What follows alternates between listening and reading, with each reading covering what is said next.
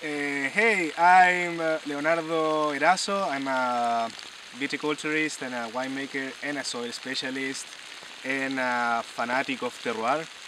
And I've been searching through my experience on top places that can develop or deliver for top wines.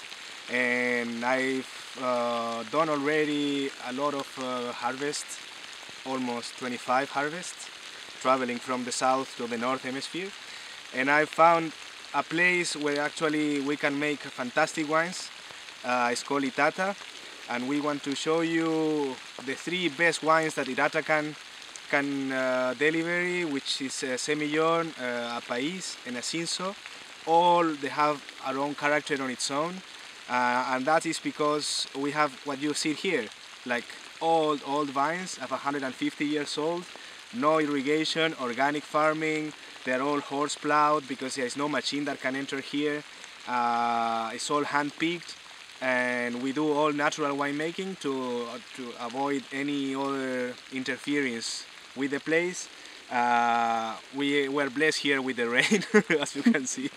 So we don't need to irrigate artificially.